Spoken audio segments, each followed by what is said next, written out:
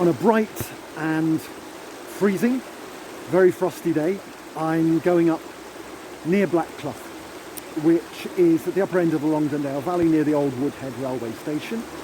But before I get there, I'm going to dip my feet into the River Etherow, because Near Black Clough is a tributary that runs into the River Etherow, and there's a little weir coming up that looks climbable.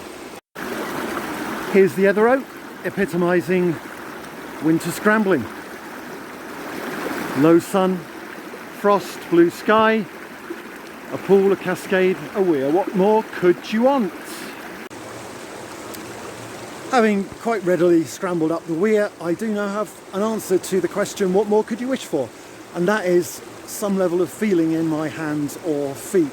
I can stay in the water for maybe about a minute before everything starts to go numb. The River Etherow bimbles along quite happily until we get to this point where the main river carries on straight and there's a turning off to the 3 black cloughs, which are imaginatively named Near, Middle and Far. I'm now at the point where the path forks. One fork heads all the way up Black Clough and the other one splits off here and fords over the clough at this point. Because of the water temperature, it's going to be a day only for dipping in and out of the actual brook itself on an occasional basis, so pretty though these cascades are, I'm instead going to walk up the path beside them until the clough becomes steeper. I'm now at the point where up here Far Black Clough splits off. Along the main clough itself, gradient is getting just a little bit steeper, and while the heart might say get into the brook and scramble up, the toes are shouting much louder, stay out, stay out. This is the point where most day trippers stop. There is a semblance of a path up there that takes you higher up into the clough, and another one across the brook going up that way, but I'm going to be trying to follow the course of the brook further down at the bottom of the clough, certainly to get up as far as the next fork where Near and Middle Black Cloughs split. I'm now at the pool that marks the split point between Middle Black Clough, going up off here to the left, and my destination, which is Near Black Clough, heading off up to the right.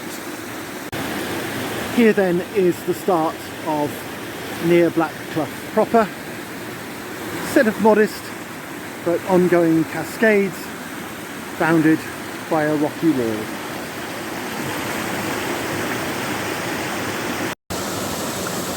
Here are some rocky cascades that are fairly typical of Near Black Clough, but trying to climb them, you're a bit stuck between the devil and the deep blue sea. The water is around about 0 degrees, and so your feet are absolutely going to freeze if you get into it. But if you try and get along the rocks nearby, they're often covered by a very slick and often barely visible layer of ice. So take your choice. The cascades are now getting steeper, still very cold and very icy. I've now come a fair way up from the River Etherow, and maybe about a third of the total distance that I plan to travel, and this is the first feature that I think would be gradable. Is it a cascade, is it a waterfall? Maybe it's a cascaderfall, and I would rate it at around about a 0.75. Beyond the cascaderfall, here's a series of boulder strewn cascades, moderate gradient. This is the waterfall that's marked on the Ordnance Survey map that marks around about the halfway point up Near Black Clough. I'd grade it around about a 1.5 plus. It's around 12 feet tall. Looks to be a feasible route, a potentially feasible route up here, but only feasible on a day when it's not all iced up. So instead I'm going to take escape path that runs along up to the right. Above the waterfall there are these modest gradient rocky cascades.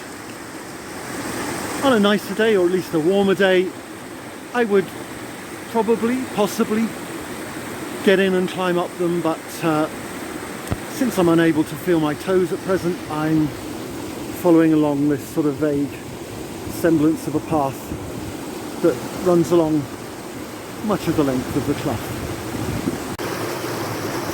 If you could take this upper section of Near Black Clough and tilt it up by 20 degrees or so, it would be really great, but as it is, just too flat to justify getting in. This is more like it. Another 15-foot cascaderfalls, grade 0.5. There was one further scrambleable cascade just above the last one, but now the clough is definitely levelling off and could be a point at which one would get out. I will keep going further just in case, but I suspect there's not going to be much worth carrying on for. For your reassurance, dear viewer, I have trekked about a mile up the sheep path that runs alongside Near Black Clough, but there were a couple of 2-foot drops, but essentially the brook has never left babbling brook mode, and it's certainly not about to, because the contours are flattening off even more. So the moment to have got out was after the last cascade above the waterfall. That was Near Black Clough. Weather determines experiences, and it's freezing cold water, it's freezing cold air, as a result of which I wasn't able to get into the brook as much as I might have done on a warmer day, and the brook wasn't as full as it might have been had it not been pretty well dry for the last 7 to 10 days. Overall grading, the 1.5 plus for the main waterfall, the rest of it honestly 0.5 at most. I think though I would come back on another day, wouldn't by any means do the whole of what I've done today, would get in where Near Black Clough sort of proper begins, that is where Middle Black Clough splits off, up to that last of the couple of cascades after the waterfall. I would come back on another day, and I'm going to give it an overall score of 6 out of 10. Finally, here's an overview map of the route for the Near Black Clough scramble. Blue for the walk-in from the Longdendale Trail car park. Assuming you don't bother with the River Etherow in the first part of the clough, then red for the scramble up the central section of the clough, and blue again for the return. Further details are given in the text description underneath the video.